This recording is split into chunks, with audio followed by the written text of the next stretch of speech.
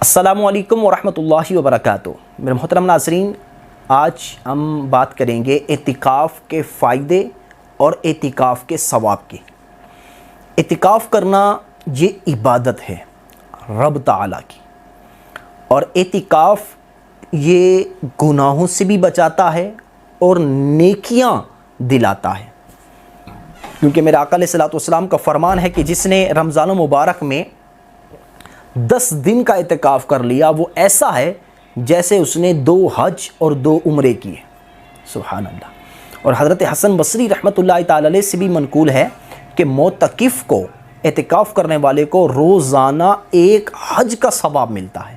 اللہ اکبر۔ اعتکاف کرنے والا، حدیث پاک ہے کہ گناہوں سے بھی بچا رہتا ہے اور اس کے لیے تمام نیکیاں لکھی جاتی ہیں جیسا ان کے کرنے والے کے لیے ہوتی ہیں۔ مثلا اس کے تحت علماء محدثین نے لکھا، میرات المراجی کے اندر لکھا ہے کہ معتکف یعنی اعتکاف کرنے والا اعتکاف کی وجہ سے جس نیکیوں سے محروم رہ جاتا ہے، جیسے پہلے قبروں کی زیارت کے لیے جاتا تھا اب نہیں جا سکا، مسلمانوں سے ملاقات کر سکتا تھا اب نہیں کر سکا، بیمار کے لیے پوچھ گچھ کے لیے جانا ظاہر ثواب یہ کرتا تھا لیکن اب نہیں کر سکا، ماں باپ کے ہاتھ پاؤں چومتا تھا یا ان کی ثواب کی نیت سے زیارت کرتا تھا، نماز جنازہ میں حاضری دیتا تھا، اب یہ کام نہیں کر سکتا، تو ان سب نیکیوں کا ثواب اسی طرح ملتا رہے گا جیسا یہ کام کرنے والے کو ثواب ملتا ہے۔ اللہ اکبر۔ اور جو مسلمان ایمان کے ساتھ اور ثواب کی نیت سے اعتکاف کرے اس کے پچھلے گناہ بخش دیے جاتے ہیں۔ اعتکاف جہنم سے چھٹکارا دلانے والا بھی عمل ہے۔ جی ہاں، حدیث پاک کے اندر ہے کہ جو اللہ کی رضا اور اللہ کی خوشنودی یعنی اللہ کو خوش کرنے کے لیے 1 دن کا اعتکاف کرے، اللہ پاک اس کے اور جہنم کے درمیان 3 خندقیں حائل فرما دے گا۔ 3 خندقیں اس کے درمیان میں آ جائیں گی، اور ہر خندق کا جو سفر ہے وہ مشرق سے لے کر مغرب کے فاصلے سے بھی زیادہ ہے۔ اس طرح کی 3 خندقیں، 3 فاصلے اس طرح کے ہوں گے، تو یہ 1 دن کے اعتکاف کا ثواب ہے۔ اور جو 10 دن کا اعتکاف کرے، سبحان اللہ۔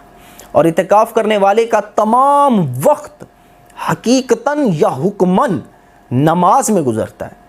کیوں؟ کیونکہ نماز کا انتظار کرنا بھی نماز کی طرح ثواب رکھتا ہے، اور اعتکاف کا اصل مقصد اصلی وہ جماعت کے ساتھ نماز کا انتظار کرنا ہے۔ ایک نماز پڑھی، دوسری نماز کا انتظار میں بیٹھے ہیں۔